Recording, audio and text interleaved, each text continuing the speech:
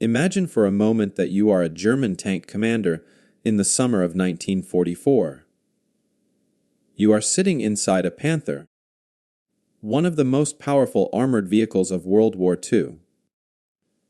As you drive through the narrow, rubble-filled streets of an Italian village or the thick hedges of Normandy, your eyes are looking for one specific danger: enemy soldiers. You know what to watch for. If an American soldier fires a bazooka, there is a bright flash and a clear trail of white smoke that points right back to where he is. If a British soldier fires a heavy gun, there is a blast from the gun's mouth. These visual clues are your lifeline. They tell you where to turn your turret and fire your MG42 machine gun to stop the enemy. But then disaster strikes. There is no flash. There is no smoke trail. There is no warning, just a dull metal thud, followed instantly by the terrible screech of melted metal tearing through your side armor. Your tank is burning, and you have absolutely no idea where the shot came from. You have just been hit by a ghost. This ghost was not a high-tech super weapon.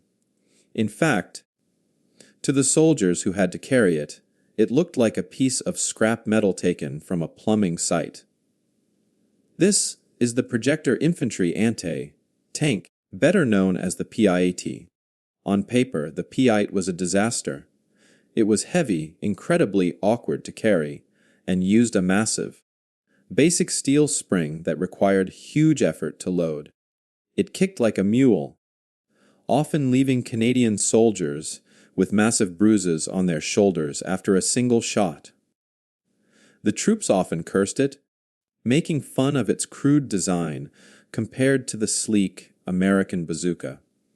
And yet, here lies one of the greatest puzzles of World War II weaponry.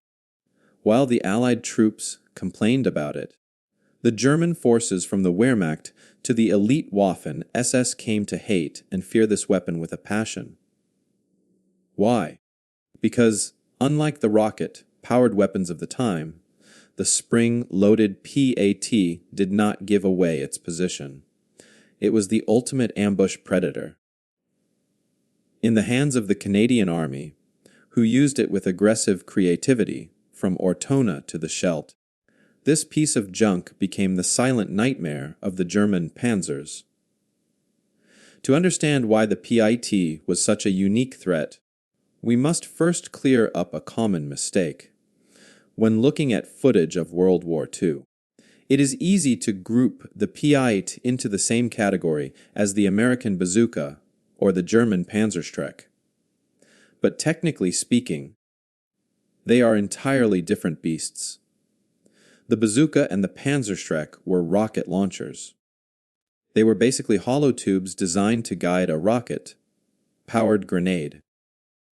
When the trigger was pulled, a rocket motor ignited, sending the projectile flying. The PIAT, however, was not a rocket launcher. It was a spigot mortar. Its heart was not a rocket motor, but a massive, powerful steel mainspring, a piece of engineering that looked like it belonged in a truck suspension rather than an infantry weapon. The mechanism worked more like a gigantic explosive crossbow. Here is how it worked. Inside the weapon was a heavy steel rod or spigot held back by that massive spring. When the trigger was pulled, the spring released, driving the spigot forward with tremendous force into the tail of the bomb. This impact set off a propellant cartridge inside the bomb's tail. The explosion launched the projectile forward, while simultaneously kicking the heavy spigot backward to recompress the spring and load the weapon for the next shot. It sounds clever, but in practice, it was a beast to handle. The spring was incredibly stiff. To load the weapon manually for the first shot required 200 pounds, 90 kilograms of pressure. This was not a weapon you could easily prepare while lying down in the mud. A soldier often had to stand up, place the butt on the ground. and use his entire body weight to engage the spring, a dangerous move in the heat of battle. And then there was the recoil. Because it relied on a heavy mechanical spring and a contained explosion, the recoil was punishing. Canadian veterans often joked that they deserved an award just for firing it.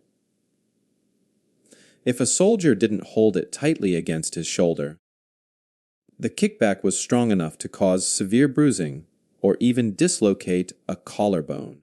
It was a weapon that hurt the user almost as much as it hurt the target. However, this crude shoulder bruising mechanism provided the one tactical advantage that the Germans came to despise.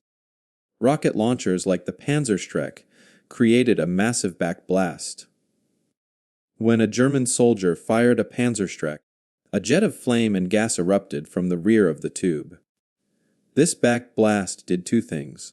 First, it made it impossible to fire from inside a building or an enclosed space without killing the operator. Second, it kicked up a massive cloud of dust and smoke, instantly revealing the shooter's position to every enemy tank and sniper in the area. The PIAT had no backblast, because the explosion happened inside the bomb's tail and was absorbed by the spring mechanism. There was no jet of flame shooting out the back. There was no giant puff of white smoke. There was no muzzle flash. This meant a Canadian soldier could lie in the tall grass, fire a shot, and remain completely invisible. More importantly, as the war moved into the tight urban ruins of Italian and Dutch cities, this mechanism allowed the PIT to be fired from inside small rooms, something the German anti-tank teams simply could not do. While the German engineers made fun of the PI-80's primitive design, the German tankers on the receiving end learned a hard lesson. A crude weapon that you cannot see is infinitely more dangerous than a sophisticated one that reveals itself.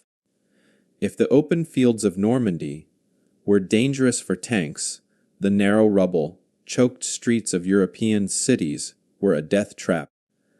And it was here in the claustrophobic nightmare of urban warfare that the PI-8 truly shone, and where the German forces began to truly despise it.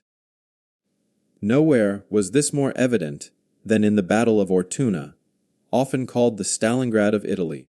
This was a brutal close, quarters fight where Canadian troops fought house to house, room to room against elite German paratroopers. In this environment, the German anti-tank teams faced a critical limitation. If a German soldier wanted to fire a Panzerstreck at an approaching Canadian Sherman tank, he had to step out into the street or at least stand in an open doorway. Why? Because of that deadly backblast we mentioned earlier. If he fired from inside a small room, the pressure wave reflecting off the back wall would kill him instantly or turn the room into an inferno. The Canadians, however, had the P8. Because the P-AT had no backblast, a Canadian soldier could set up an ambush position deep inside a ruined building. He could lie flat on a dusty floor 5 meters back from a window, hidden in the shadows. When a German Panzer rolled down the street, blindly swinging its turret, the Canadian could fire through the window frame without exposing himself. The tank crew would hear the impact, feel the explosion, but see nothing. No flash from the window, no smoke, just a silent strike from the dark. This capability turned every window, every cellar vent, and every hole in a wall into a potential kill zone. It forced German infantry to check every single building thoroughly, slowing their advance to a crawl and bleeding their morale. But the PAT had another quirk, that the Canadians mastered its trajectory. Most anti-tank weapons fired in a flat, high-velocity line. You pointed at the tank and the rocket flew straight to it. The PIAT, being a spigot mortar, fired a heavy projectile that traveled relatively slowly in a steep arc. At longer ranges, it fell like a stone. While this made hitting a moving target at 200 meters incredibly difficult, in a city it became a unique advantage. The P-8 could be used for indirect fire. Canadian troops quickly realized they could tilt the weapon up and lob the bombs over obstacles, much like a mortar. Was a German machine gun team hiding behind a stone wall or a pile of rubble. A flat, firing bazooka couldn't hit them, but a skilled PIAT gunner could lob a high, explosive bomb over the wall, dropping it right on top of the enemy's heads. This versatility meant the PIAT wasn't just an anti-tank weapon. It was a pocket artillery piece. It could blast open doors, collapse walls to create mouse holes, a tactic the Canadians perfected in Ortona to move between buildings without entering the streets, and destroy sniper nests. For the German defenders, this was infuriating. They were accustomed to fighting enemies they could see, or at least enemies whose weapons followed the standard rules of ballistics. The PIAT followed no such rules. It could strike from enclosed rooms without warning, and it could rain death from above over solid cover. In the hands of the innovative Canadian infantry, this clunky spring gun transformed the urban landscape into a maze of invisible threats that the German heavy armor simply could not counter. To fully grasp why the German forces hated the PIAT, we must step inside the mind of a German tanker. By 1944, the crews of the Wehrmacht and the Waffen-SS were arguably the most experienced armored warriors in history. They operated by a strict set of survival instincts honed on the Eastern Front. Their primary rule of survival was simple: target identification and suppression. When a tank is ambushed, the crew's only hope is to immediately spot the source of fire and flood that area with machine gun rounds and high, explosive shells. If they can see the enemy, they can kill him, or at least force him to keep his head down, preventing a second shot. The PIAT dismantled this survival instinct. In after-action reports and interrogations, German prisoners of war often expressed a deep, simmering frustration regarding Canadian anti-tank tactics. They described the sensation of fighting phantoms. When a P-8 struck, the German crew often panicked, not because of the damage itself, but because they didn't know which direction to turn their turret. They would spray machine gun fire wildly into the hedge or ruins, wasting ammunition on empty shadows, while the Canadian gunner, coolly hidden and undetected, cocked his spring for a second, killing shot. This inability to retaliate created a pervasive sense of paranoia. It stripped the German crews of their feeling of superiority. They weren't being beaten by a better machine. They were being hunted by something they couldn't see.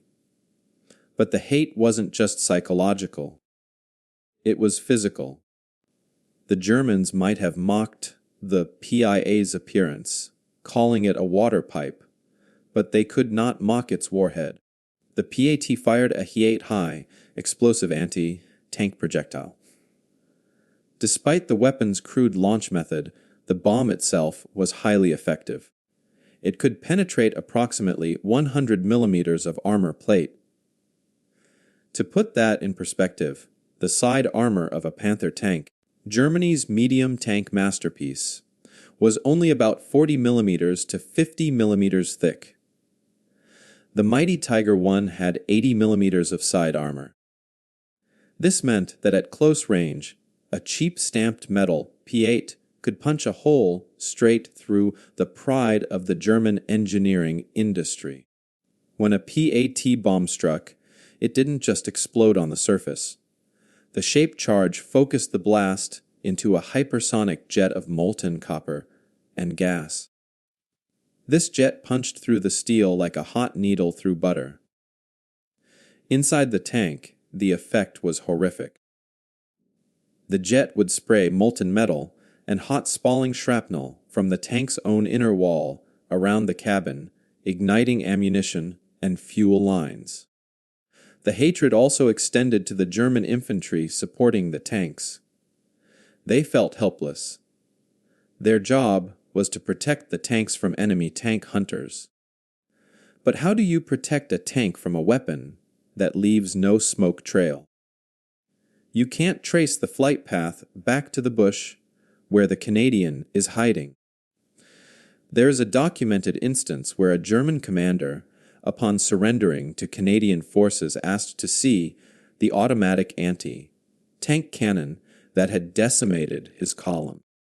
When the Canadians showed him a PIAT, he reportedly refused to believe it.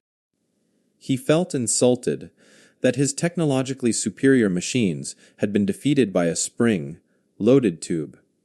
This was the core of the German hatred. It was a professional resentment to them. The P8 felt unfair. It was an assassin's weapon, silent, deadly, and frustratingly effective in the chaotic, broken terrain of Western Europe.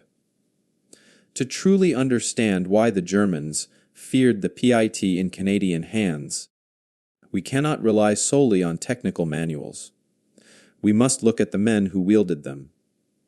Because of the PIT's heavy recoil, difficult cocking mechanism, and short effective range, it was not a weapon for the timid.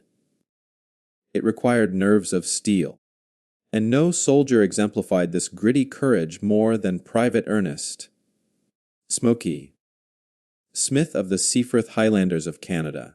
On a rain-soaked night in October 1944, Smith's unit had crossed the River Savio to establish a fragile bridgehead. They were cut off, outnumbered, and digging into the mud. Suddenly, the distinct roar of Maybach engines pierced the storm. 3 German Panther tanks, supported by self-propelled guns and infantry, were advancing to crush the Canadians. A Panther tank is a terrifying beast. Its frontal armor is nearly impenetrable to most Allied weapons. To kill it with a PIAT, you cannot shoot from 200 meters away. You cannot shoot from 100 meters away. You have to get close. Suicidally close. As the lead Panther clanked down the road, sweeping the area with machine gun fire, Smokey Smith did not retreat. He grabbed his P8. While his comrades held their breath, Smith waited in a roadside ditch. He let the 45-ton monster approach until it was practically on top of him, a distance of just 30 feet, 10 meters. At that point, blank range, the German crew had no chance to spot him. Smith rose, leveled the heavy weapon, and squeezed the trigger. Thump. The shaped charge warhead slammed into the Panther's side, crippling it instantly. But the battle wasn't over. 10 German infantrymen riding on the back of the tank scrambled off and attacked Smith. Showing incredible ferocity, he dropped the P8, picked up his Thompson submachine gun, and killed 4 of them, driving the rest back. Later in the night, another tank attacked again. Smith waited. Again, he used the darkness and the PIAT's silent launch to his advantage. He fired again, forcing the second tank to retreat. For his actions that night, Smokey Smith was awarded the Victoria Cross, the British Commonwealth's highest honor for valor. His story illustrates the ultimate paradox of the PIAT. It was a weapon that soldiers loved to hate. It was heavy. It bruised them. And the fuse was unreliable. But in the chaos of a night ambush, where stealth was the only thing keeping you alive, it was irreplaceable. The Germans hated the PIAT because it empowered individual infantrymen like Smokey Smith to stand their ground against heavy armor. It turned the confident advance of a panzer division into a tentative, fearful crawl where every shadow in a ditch could be hiding a Canadian with a spring, loaded pipe, and a heart of iron. As the smoke cleared over Europe in May 1945, the PAT began to fade from history. It was quickly replaced in the post-war years by the American bazooka and later the Swedish Carl Gustaf. By modern standards, the PAT was an evolutionary dead end. It was heavy. It had a punishing recoil, and its loading mechanism was a nightmare for any soldier under fire. From a purely engineering standpoint, it was arguably one of the worst designed weapons of the war. And yet, looking back through the lens of history, we find an undeniable truth. It worked.